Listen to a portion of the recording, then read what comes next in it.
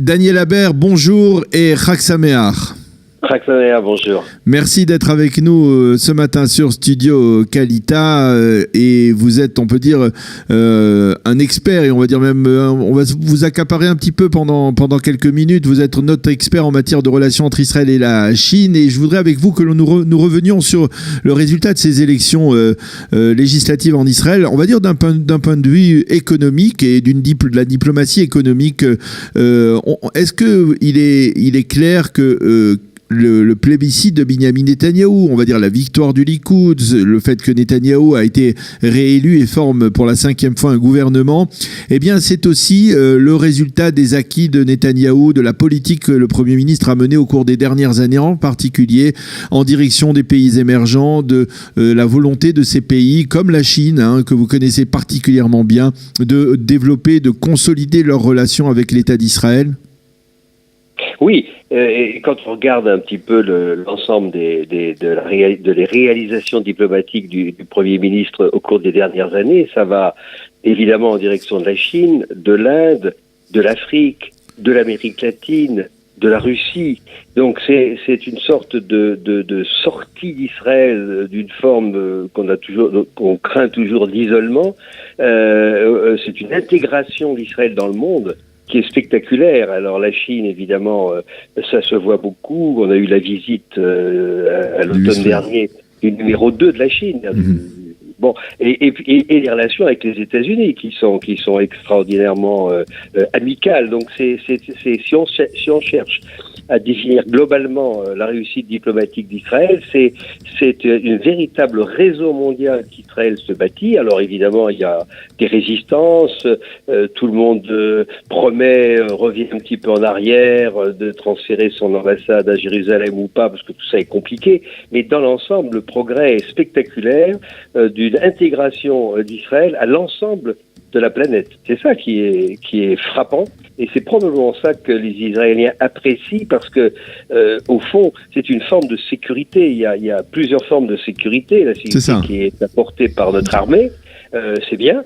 Mais on sait bien que la plupart des problèmes ne peuvent pas être résolus seulement par la force militaire. Il faut aussi qu'ils soient résolus, comme on dit, politiquement, c'est-à-dire au fond diplomatiquement. Et donc l'action diplomatique qui est permise à la fois par la force militaire et la réussite économique, et aussi une volonté inlassable d'Israël de se développer dans le monde entier. C'est le Premier ministre, mais c'est aussi l'ensemble des ambassades d'Israël qui sont dans le monde et qui travaillent vraiment avec acharnement pour donner une meilleure image d'Israël.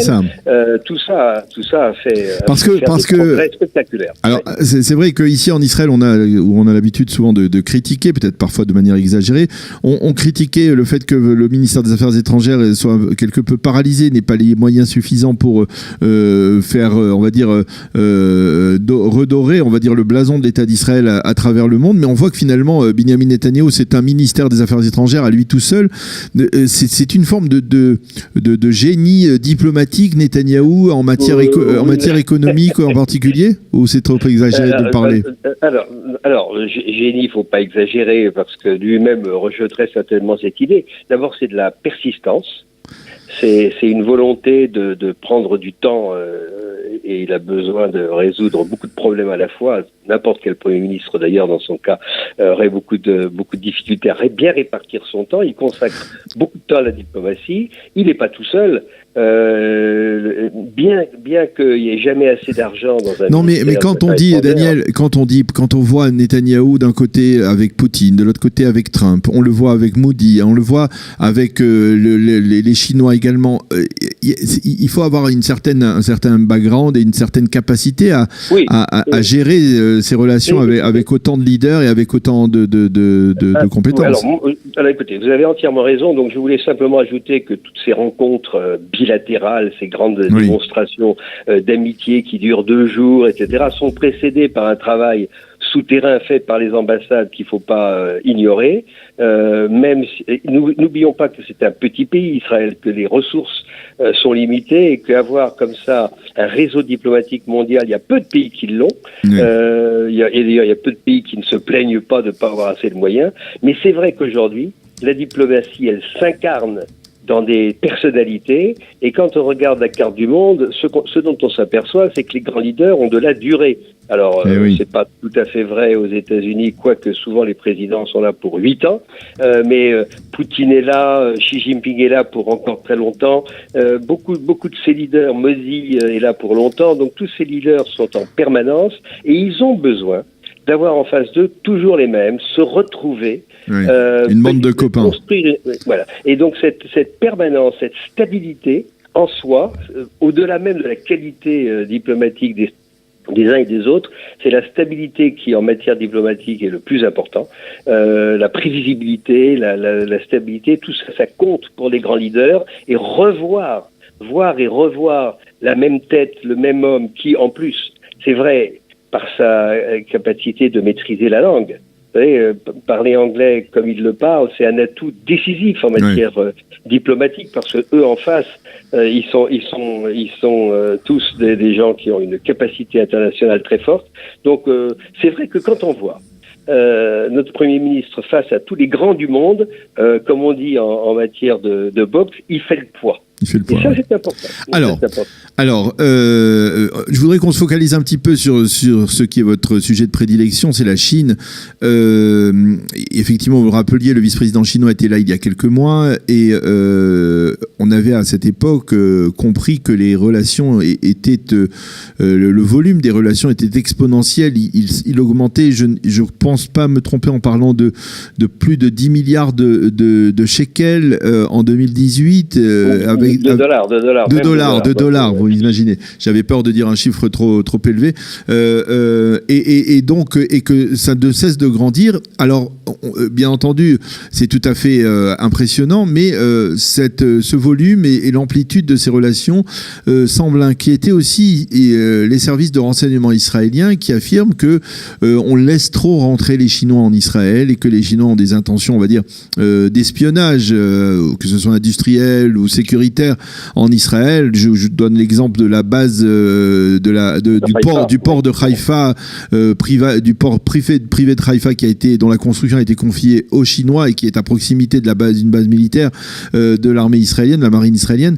Est-ce que vous pensez qu'il y a un danger effectivement et que ça va trop vite ?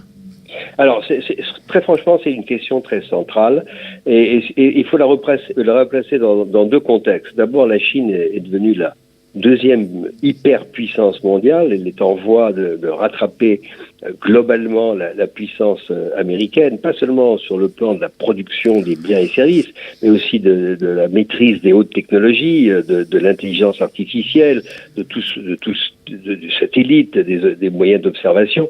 Donc c'est une hyperpuissance en pleine expansion et globalement, comme toute nouvelle puissance qui arrive, elle suscite à la fois l'admiration et des craintes. Partout.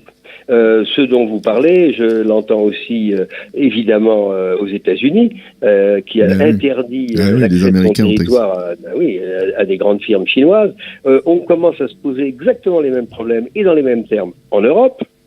Donc, si vous voulez, c'est pas un problème purement israélien et tout à fait légitime qu'un certain nombre de voix qui sont soucieux de la sécurité d'Israël se demandent est-ce que tout ça ne va pas trop loin. Donc la question est bonne. Maintenant, si on regarde froidement les faits, on est loin d'être envahi de Chinois ici en Israël. L'Europe est loin d'être envahie et au fait, il y a très peu de pays qui sont envahis par les Chinois.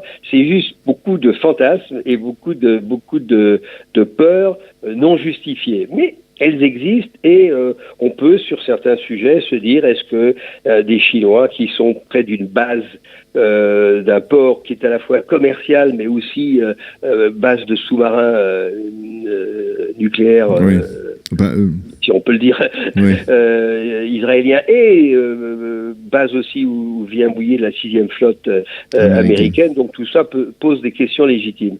En réalité, ce qui fait peur aujourd'hui, c'est que globalement, face à l'Occident, c'est toute l'Asie qui émerge et au fond les craintes elles ont démarré non pas en Israël mais aux États-Unis. C'est des États-Unis que tout ça démarre.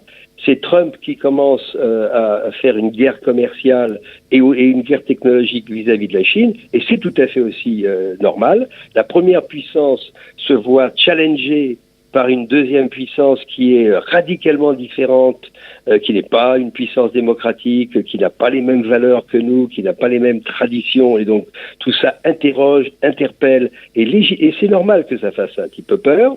Et cette crainte américaine, elle se traduit par des actions, et les Américains donnent un certain nombre de conseils amicaux qui vont se transformer très vite d'ailleurs en pression à tous ses alliés.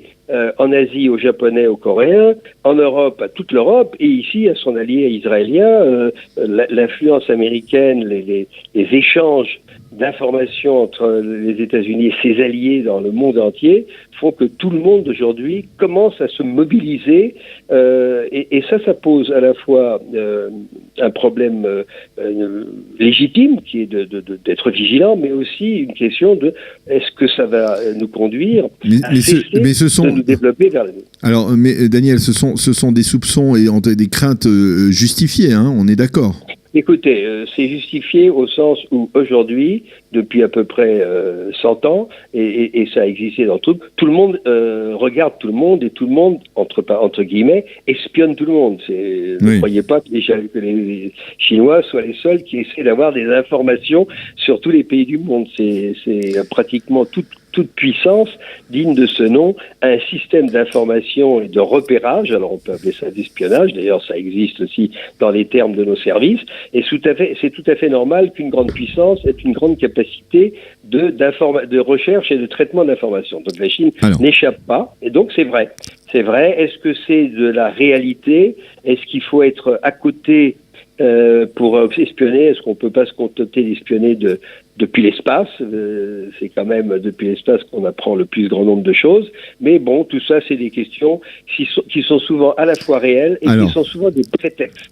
C'est ça qu'il faut retenir. Alors, je voudrais profiter de ce contexte de la fête de Pessah dans lequel nous nous trouvons pour revenir sur ce que vous venez de dire. Vous parliez de différences de tradition, et je me souviens, et je ne pense pas me tromper, que lors d'une conférence de presse conjointe donnée par le vice-président chinois et le Premier ministre Benjamin Netanyahou, eh bien, les deux hommes chefs d'État avaient affirmé ensemble, hein, d'un même élan, qu'il y avait on va dire des paramètres semblables aux deux nations, aux deux peuples chinois et juifs, et que quelque part les deux peuples avaient ce point en commun au moins, qu'ils n'oubliaient pas leur passé, qu'ils étaient des peuples très anciens, hein, les plus anciens de l'histoire, et qu'ils n'oubliaient pas leur passé, mais qu'ils utilisaient leur passé pour se projeter dans l'avenir. Alors on est dans la fête de Pessah, on parle de transmission.